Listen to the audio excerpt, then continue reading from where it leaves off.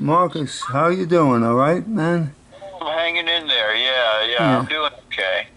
I'm just catching up with you again, you know. I, Yeah. but So,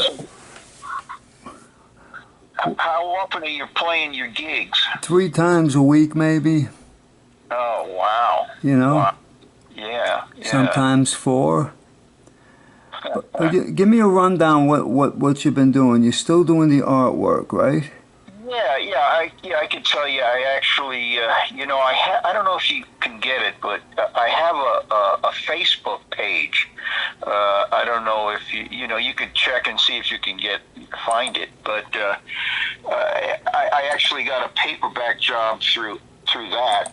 Um, I did a paperback job a few months ago, and right now I did box art for a fantasy game, and it's called Storm Beacon. And these guys, they're really nice guys. They're trying to put this together and then get funding to really do it on a larger scale. So, like I said, I did the box art, and now for each game, what they want to do is like have 16 different characters. Actually, and there'll be more in the future. And in the game, they would have booklets of each character, which people who would play the game would become. So they give me these different characters. I do the cover art and 5 interior illustrations. That's what I'm doing now. And like I'm getting like only 200. They're small. The paintings I'm doing are small, like about 9 by 13, 14 inches. And it's like little comic books. And I'm doing the covers and 5 interior illustrations for each different character. And so that's what they're paying me to do now. It's a lot of work, but it's fun because it's doing stuff that I like to do, And I'm trying to get some portraits together and stuff, and anything to make a few bucks. And I'm trying to sell some artwork. You remember Andrew? He helps me get jobs. There's this guy actually out in California. His name is Pete Koch, and he collects artwork and he deals in artwork like Frazetta and comic book art. And I get commissions from him to do stuff. So any which way I can get some money from. The problem is now a lot of these different people who I've been doing artwork for don't have the money for different reasons, so it's a little difficult right now. But you know the way it goes. Yeah, every day is something new. It's a shame that you couldn't have a steady gig making a couple hundred grand a year. You know what I mean? That would be nice. I'd settle for 100 a year. Yeah, right. 100,000 a year. So you're pretty much doing the senior center type stuff, and do you get any other gigs to do? No, that's all I've been doing. The senior citizens, the hospitals for the elderly, and I'm Right. doing good. I'm doing good for that. You know, I feel good that I'm making people happy. You know what I mean? You know what? That's the thing. I mean, the music that we love, the people who love our music are getting older, right? Exactly. You know, they're like Yeah. Yeah. they're really getting older, man. They're like, Yeah. I'm talking 95-year-old people these days. And even Yeah. even like 75 is young. Sure. Yeah. But Yeah. I'm just glad that you're still around there. Like I said, I went to the Woodstock Festival this year. 3 days trained and 8 days stay and three Who was days. playing there? Who was playing? Oh, I really didn't see too much because you couldn't get close to the place. I went basically just for the energy. Santana was playing, Creedence Clearwater guys, the guys that were there 50 years ago. Yeah, I saw it in the paper that Santana was playing around. Yeah. Yeah, Yeah. I mean, it's amazing what went on there. I mean, there was still 150,000 people. I forget the last time I talked to you, and the last time I talked to Tom Pacheco. Tell me if I told you this. I don't remember, but you know David Bowie died a few years ago, Yeah, right? yeah, yeah. Well, he had, he lived over here on what the hell is it? LaGuardia, not LaGuardia. What's the other one? The other, the French Revolutionary. What's the name of the street? I don't know, Barrow? No. It's one of the French like pirate guy. There was a movie, Lafayette. Yeah, yeah, Street. Lafayette. He lived on Lafayette Street, and he had cancer, or either cancer, yeah, some type of cancer he had.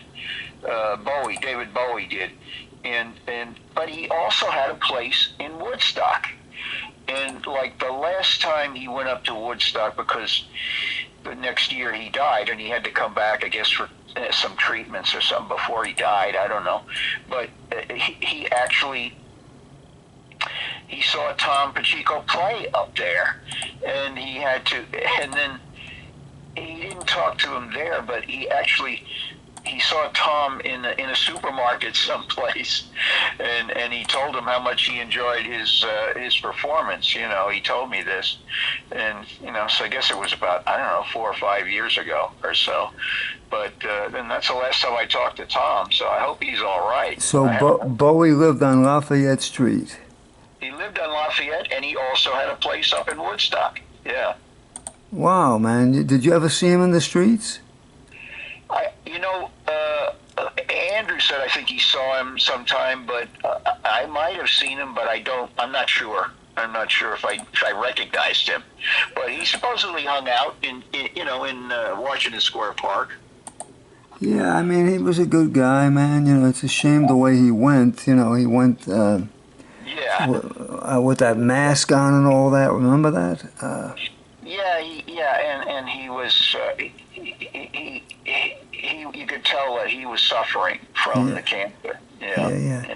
Now, what have you been doing like for excitement over there besides painting? Do you go out to the clubs at all, or what?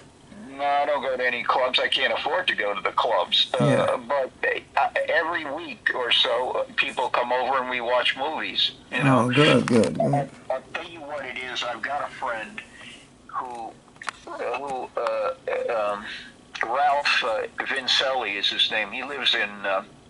You'll have to meet him. He's a great guy. He lives in Jersey, and he took care of his parents. I don't know if I had told you about him whenever I talked to you last, but he took care of his parents, and they lived up into the 95, 96, 97, and now they both died, both of his parents. But he had taken care of them. The last 5 or 6 years of their lives, he really had to be there to take care of them. Well, now they're gone, and he misses them. But he loves movies. Somehow, he goes to the library, and he gets a lot of these movies for nothing. And then he puts them on a disc for me. And he comes down, and we get a pizza or something and watch movies, and he gives me those movies. And movies that I have that he wants, I lend to him so he can make copies of them. I wanted to tell you something about movies and stuff and show business. You remember, and there was the Buddy Holly story, and I always told you looked like Buddy Holly. And I actually posted something on the internet years ago, and me and you in pictures at the Brevoort. We were there. I remember, yeah, sure. And sure. I'll never forget that day. And we walked over, and the guy said he's in the 3rd floor or the 4th floor. I think it's the 4th floor, that balcony, which if you would go out on it, you could look down through Washington Square Park through the arch. Right, you would look exactly like you just described. It was like that look from up on the balcony. And it was facing south, through the arch. Yeah. You remember that day we went there, and I put a video out. It's 1998, the video. Wow. And I wish you would look at this stuff. If you ever get to a computer, you'll see yourself on video, because the video is of me and the photographs of that day. You know what I mean? I videotaped the photographs. Well, I think you sent me some. I have some of the photographs somewhere. Yeah, You sure. probably have that. But I will. other than that, man, I just wish that everything was okay with you. And the rent went up again. That's disgusting, man. Yeah, yeah, but I'm still paying less than half what the other people are. But the other people are paying over $3,000 a month rent. You Oh know, my God. crazy, crazy, crazy.